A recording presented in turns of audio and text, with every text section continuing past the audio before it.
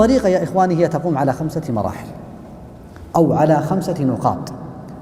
النقطة الأولى وهي قبل البداءة بالحفظ أو قبل البداءة بالحفظ التيقن من سلامة المحفوظ، بمعنى أن يتيقن من سلامة هذا المقدار الذي يريد أن يحفظه،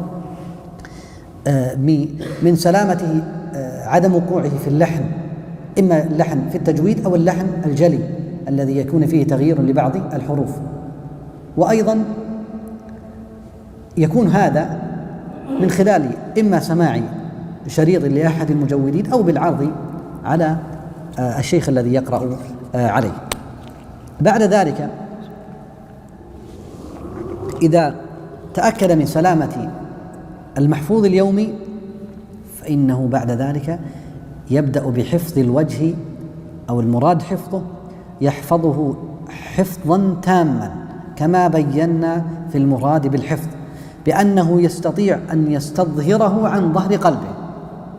فإذا كان عنده خلل وشك، لأنه أحيانا بعض الناس إذا أراد أن يحفظ فعلا هو حفظ الوجه، لكن مجرد أن يترك هذا الوجه ويغفل عنه مثلا ساعة ساعتين يعني لا يحس بهذا الضبط، يريد فقط أن يصل إلى أنه يسمع على الشيخ وينتهي، فهذا في الحقيقة ليس بحفظ. ولذلك إذا أردت أن تجعل المعيار الحقيقي للحفظ انظر إلى راحتك عن هذا المحفوظ، هل أنت مرتاح له؟ إذا لم تكن مرتاحا له فليس بمحفوظ.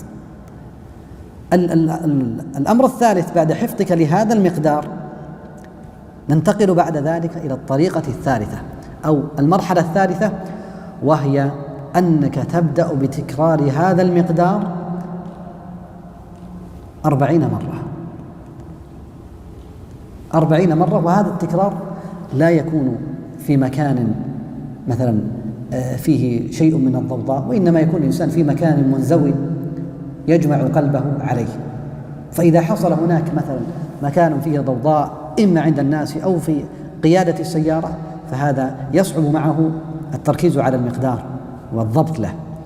فاحرص على أن يكون تكرارك في مكان هادئ، وتكرر هذا المقدار إما في جلسة أو في جلستين. وأيضا لا بد أن تضع في بالك أنك إذا بدأت بتكرار هذا المقدار فالتكرار إنما يكون بعد الحفظ ليس في أثناء الحفظ. لا أقول تكرر أثناء حفظك، لا، بعدما تتقن الوجه وتضبطه ضبطا تاما ابدأ بحساب هذا العدد. وإذا بدأت بحساب هذا العدد فأغلق المصحف، خلاص عود نفسك أنك إذا بدأت بالتكرار أنك تلغي حملك للمصحف. بعد ذلك حفظت المقدار اليومي، انتهيت الآن من هذا المقدار اليومي وكررته مثلا 40 مرة. وأنا أنبه هنا إلى نقطة، ربما البعض يصعب عليه أن يكرر في بداية الأمر 40 مرة. أقول عود نفسك في بداية الأمر كرر مثلا 15 مرة، ثم بعد ذلك انتقل إلى أن تكرر مثلا 20، ثم إلى 30، إلى 40، وكلما زدت كلما كان ضبطك وإتقانك أكثر. انتهيت اليوم من هذا المقدار اليومي وهو مثلا كررته مثلا 40 مرة. من الغد تربط الوجه الذي أخذته بالأمس وترده مثلا يعني 3 مرات أو 4 مرات.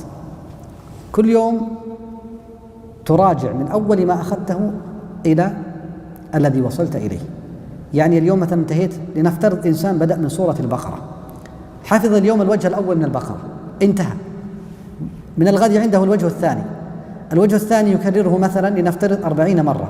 الوجه الذي أخذه بالأمس يراجعه مثلا 3 مرات.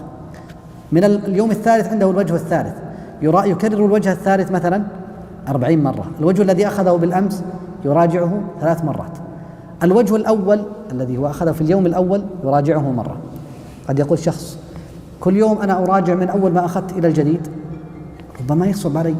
نقول هذا يستمر معك إلى أن تصل مثلا إلى جزئين، فإذا وصلت إلى جزئين تقسم هذين الجزئين على يومين، اليوم تراجع الجزء الأول وغدا الجزء الثاني، وهكذا زاد حفظك وصل إلى 6 أجزاء تقسيمه على 3 أيام. وإذا عود الإنسان نفسه أنه كل يوم يربط من أول ما أخذ إلى الذي وصل إليه وهو يراجع غيبا من غير أن يفتح المصحف فلن يجد مشقة، لن يجد مشقة في المراجعة. لماذا؟ لأنه يراجع وهو يسير وهو راكب في السيارة. ولذلك نحن بدأنا في هذه الطريقة في الدمام في حي الريان. وفي بداية الأمر البعض كان استشكلت عليهم هذه الطريقة وقالوا يعني صعب علي أن أراجع مثلا كل يوم مثلا جزئين أو 3. لكن يوم أن طبق هذه الطريقة وعود نفسه على أنه يقرأ غيبا من غير أن يحتاج إلى المصحف أصبح يراجع كل يوم 3 أجزاء. إذا سألته متى تراجعها يقول لك أنا ما حددت لها وقت. طيب كم تراجع؟ يقول أراجع 3 أجزاء. متى تراجع؟ يقول والله وأنا أسير في الطريق، أحيانا وأنا أصلي السنة الراتبة. فإذا لماذا أصبح القرآن في قلبه؟ هذا هو الذي نريد أن نصل إليه، حتى بعد ذلك يرتقي الإنسان في غيرها من العلوم، من حفظ الأحاديث وحفظ المتون التي تلي بعد ذلك في درجات أهل العلم.